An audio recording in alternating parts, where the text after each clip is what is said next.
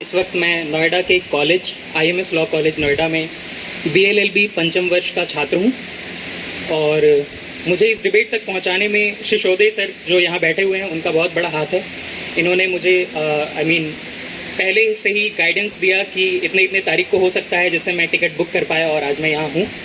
तो जो मैंने अपना वक्तव्य दिया था उसको मैं प्रारंभ करता हूँ।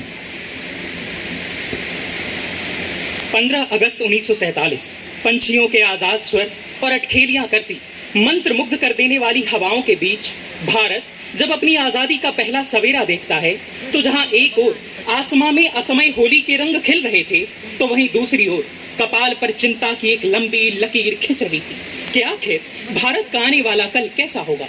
और तभी 26 जनवरी 1950 को एक परिपक्व और खुद मुख्तार संविधान हमारी सारी चिंताएं हर लेता है।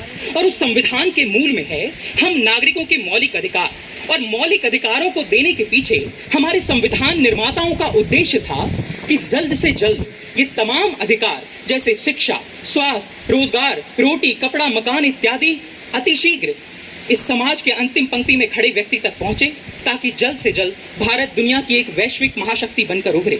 और इसके लिए हमें अनुच्छेद 14 ने समानता का अधिकार दिया, अनुच्छेद 21 ने इज्जत से जीने, खाने, शिक्षा व स्वास्थ्य का अधिकार दिया, अनुच्छेद 19 ने हमें बोलने, प्रश्न पूछने और आलोचना करने का अधिकार दिया। भारतीय संविधान की प्रस्तावना ने अवसर के समानता की बात की, आर्थिक समानता की बात की, राजनीतिक समानता की बात की। लेकिन महोदय, क्या इन संविधान में स्वर्णिम अक्षरों में सुसज्जित ये शब्द, इन शब्दों को, क्या इन नीतियों और अधिकारों को हम बाबा साहेब अंबेडकर के उद्देश्य के अनुरूप आज समाज के अंतिम व्यक्ति तक पहुंचाने में सफल रहे हैं?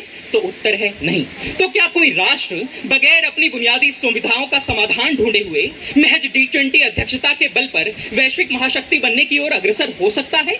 तो उत्तर है नहीं, क्योंकि यदि होता फिर तो पिछला अध्यक्ष इंडोनेशिया भी वैश्विक महाशक्ति बनने की ओर अग्रसर होता, फिर तो आने वाला अध्यक्ष ब्राजील भी वैश्विक महाशक्ति बनने की ओर अग्रसर हो जाएगा।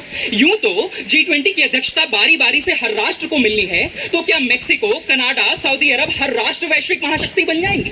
नहीं। यानी महोदय, वैश्विक महाशक्ति बनने का पैमाना G20 की अध्यक्षता नहीं है। भारत के अनुरूप देखिए, भारत एक विकासशील देश है। भारत को वैश्विक महाशक्ति बनने की राह में पहला कदम जो लेना है वो है एक विकसित राष्ट्र बनकर दिखाना। और एक विकसित राष्ट्र हम तब बनेंगे जब हम फिनलैंड और नॉर्वे की तरह अपनी शिक्षा व्यवस्था को दुरुस्त करें, 100% साक्षरता दर को हासिल करें, क्योंकि बगैर शिक्षा के कोई राष्ट्र वैश्विक महाशक्ति बन ही नहीं सकता। इतिहास गवाह है, क्योंकि शिक्षा से ही आपकी बेरोजगारी दर तय होती है, शिक्षा से ही आपकी गरीबी तय होती है, शिक्षा से ही आपके राष्ट्र का संचालन होता है। इन्हीं शिक्षित लोगों में से कल का कोई राष्ट्रपति, कोई प्रधानमंत्री बनता है। इसलिए महोदय, जब आज मैं भारत की शिक्षा प्रणाली को देखता हूं और अक्टूबर 2021 की यूनेस्को की रिपोर्ट को देखता हूं, तो मुझे याद आता है कि उत्तराखंड, झारखंड और मध्य प्रदेश के 16%, तो गोवा, तेलंगाना के 14% सरकारी स्कूलों में मात्र एक शिक्षक है। इतना ही नहीं, जिस बिहार राज्य से मैं आता हूं, वहां उसी रिपोर्ट के अनुसार आज 2.2 लाख शिक्षकों के पद खाली हैं। तो क्या महज G20 की अध्यक्षता कर लेने से उन शिक्षकों के पद भर जाएंगे? और क्या G20 की अध्यक्षता हमें इन शिक्षा से जुड़ी समस्याओं का समाधान देगी? तो उत्तर है नहीं, क्योंकि G20 एक अंतर्राष्ट्रीय समूह है। यह आपको आंतरिक मसलों का सुझाव नहीं देगी, और बगैर उन आंतरिक मसलों को सुदृढ़ किए हुए हम वैश्विक महाशक्ति कतई नहीं बन सकते। क्योंकि महोदय, कौन नहीं चाहता कि हम वैश्विक महाशक्ति बने? मैं भी चाहता हूं, लेकिन अपने प्रतिपक्षी मित्रों के तरह खोखले तर्कों के बल पर नहीं। हम वैश्विक महाशक्ति बनेंगे अपनी समस्याओं का समाधान करके, ताल ठोक कर, इन समस्याओं को छुपा कर नहीं। महोदय, मेरे विपक्षी मित्र यहां आकर जो भारत के 5वीं सबसे बड़ी आर्थिक शक्ति होने का दावा कर रहे थे, दरअसल वह भी दावा अन्य दावों की तरह खोखला है। क्योंकि ऑक्सफैम इंडिया असमानता रिपोर्ट 2022 के अनुसार आज भारत में तो 1% लोगों के पास 40% धन संग्रहित है। इतना ही नहीं, भारतीय अर्थव्यवस्था निगरानी केंद्र की रिपोर्ट के अनुसार कोरोना की दूसरी लहर के दौरान इस देश में 97% घरों की आयों में कटौती हुई और मात्र 3% घरों की आय में बढ़ोतरी हुई। जब आर्थिक असमानता इस कदर, ऊपर से भारतीय असमानता, भारतीय अर्थव्यवस्था निगरानी केंद्र की रिपोर्ट की 7.5% बेरोजगारी दर, वैश्विक भूख सूचकांक 2022 हमें श्रीलंका, पाकिस्तान, म्यांमार इत्यादि जैसे गरीब देशों के भी पीछे 121 देश की सूची में 107वां पायदान देता है, तो फिर मैं कैसे कहूं कि भारत एक वैश्विक महाशक्ति बनने की ओर अग्रसर है? क्या G20 की अध्यक्षता हमें आर्थिक असमानता का सुझाव देगी? क्या ये उसका समाधान देगी? तो उत्तर है नहीं। और बगैर उसके हम वैश्विक महाशक्ति बनने की ओर अग्रसर हो ही नहीं सकते। ये महज एक कोई कल्पना है।